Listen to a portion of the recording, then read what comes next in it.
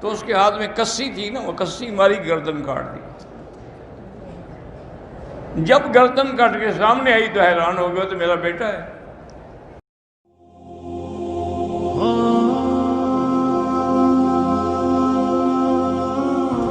ہم ناروے میں رہتے ہیں، ہمارے ایک عزیز کے بیٹے اور بیٹی نے غیر مسلم سے شادی کی ہے، ان کی اولاد بھی ہے۔ بہرحال وہ شادی نہیں ہے، وہ گناہ ہے بلکہ کفر ہے۔ کافر سے شادی کرنے سے عورت کافر ہو جاتی ہے۔ وہ اسلام میں آئیں، دوبارہ کلمہ پڑھیں، توبہ کریں، استغفار کریں، آپ 2 رکعت پڑھ کے ان کے لیے دعا مانگیں۔ ہمارے ملک میں بھیک مانگنے والے بہت ہیں، اگر وہ پیشہ ور ہیں تو ان کو خیرات نہ دیا کریں۔ جادو کے ذریعے اولاد کی بندش کرائی جا سکتی ہے، بالکل حرام ہے۔ جادو کرنا بھی حرام ہے، کرانا بھی حرام ہے۔ اگر ایسا خطرہ ہو تو سورۃ بقرہ پڑھو سارے گھر والے۔ کہتے جی کہ حمل کے 8ویں مہینے میں بیوی کے پیروں میں سخت تکلیف ہوتی ہے، تو خاوند اپنی بیوی کے پاؤں تکلیف ہو تو دبا سکتا ہے، کیوں نہیں دبا سکتا ہے؟ کیا وجہ ہے؟ وہ تمہارے پاؤں دبا سکتی ہے، تم کیوں نہیں دبا سکتے ہو؟ اصل میں جتنی آداب شریعت ہیں ان میں بہت بڑی حکمت ہیں۔ مثلا ایک ادب یہ بھی ہے کہ آپ اگر باہر سے آئیں تو فوراً گھر میں نہ جائیں،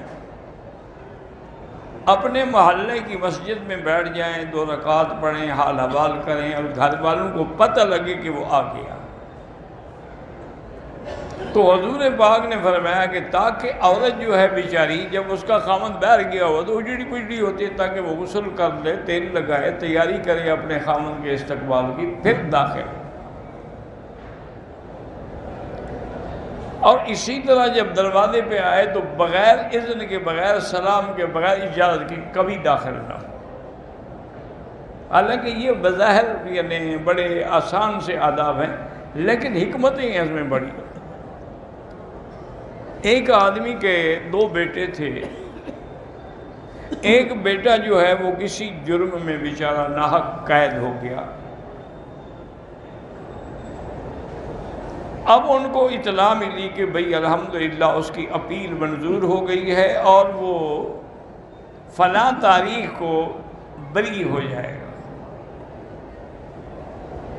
تو بہرحال گھر والوں کو خوشی ہوتی ہے، لیکن اللہ کی شان یہ ہے کہ 1 مہینہ پہلے اس کی حسن کارکردگی کی وجہ سے کہ اس نے جیل میں کوئی شرارت نہیں کی، کوئی دنگا فساد نہیں کیا، تو جیل سپرنٹنڈنٹ کو اختیارات ہوتے ہیں کہ اس کو کچھ مہلت دے چھوڑ دے، تو اس نے اس کی 1 مہینے کی قید معاف کر دی۔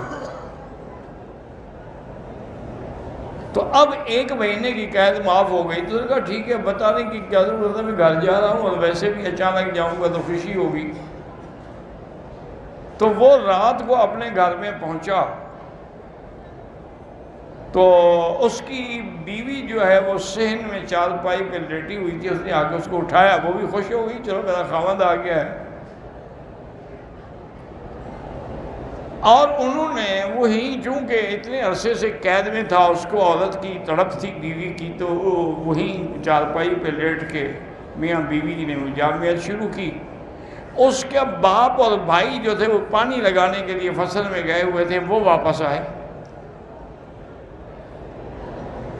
انہوں نے دیکھا کہ ایک آدمی جو ہے وہ میری بہو کے ساتھ لیٹا ہوا ہے۔ یہ تو تصور بھی نہیں تھا نا کہ میرا بیٹا ہو سکتا۔ انہوں نے کہا وہ تو 1 مہینے کے بعد آئے، تو اس کے ہاتھ میں کسی تھی نا، وہ کسی ماری گردن کاٹ دی۔ جب گردن کٹ کے سامنے آئی تو حیران ہو گیا، تو میرا بیٹا ہے۔ اب رونے سے کیا ہو سکتا تھا؟ تو اس لیے اگر آدمی آداب شریعت پہ عمل کرے اور جلد بازی سے کام نہ لے تو اس میں بے انتہا فائدہ بھی ہوتا ہے۔ اس لیے اب دیکھیں نا کہ بندہ خود تصور کریں کہ اگر کسی کے دروازے پہ اللہ کا نبی کھڑا ہو، سرکار دو عالم کھڑے ہوں، تو ہو سکتا ہے کہ حضور کے لیے دروازہ نہ کھولے، لیکن پھر بھی آپ کھڑے ہو جاتے، سلام کرتے، اور 3 دفعہ میں اگر جواب نہیں آیا تو واپس چل پڑتے۔ اور اسی طرح ایک ادب یہ بھی ہے کہ آپ کسی کے گھر گئے، دروازے پہ آواز دی، اور اندر سے بیوی نے کہا کہ بھائی تمہارا بھائی یہاں نہیں ہے، تم جاؤ پھر واپس آنا، فَإِنْ قِيلَ لَكُمْ ارْجِعُوا فَارْجِعُوا، اگر کہیں کہ لوٹ جاؤ تو لوٹ جاؤ۔ حضرت ابن عباس رضی اللہ تعالیٰ عنہ ہمیشہ افسوس فرماتے تھے، کہتے بھی اس آیت پر ہمارا عمل نہیں ہو سکا، اس لیے کہ ہمیں تو کوئی نہیں کہتا کہ واپس جاؤ، کوئی کہے واپس جاؤ تو ہم واپس جائیں نا، تو لہذا یہ آیت تو ہمارے عمل سے رہ گئی۔ اس لیے ہمیشہ آداب شریعت جو ہیں اس کے اندر اللہ تبارک و تعالیٰ کی کروڑوں حکمتیں ہیں، اور اس میں اللہ تعالیٰ کی کروڑوں رحمتیں ہیں۔ اگر انسان شریعت پہ چلے تو ہزار برائیوں سے بچ جاتا ہے۔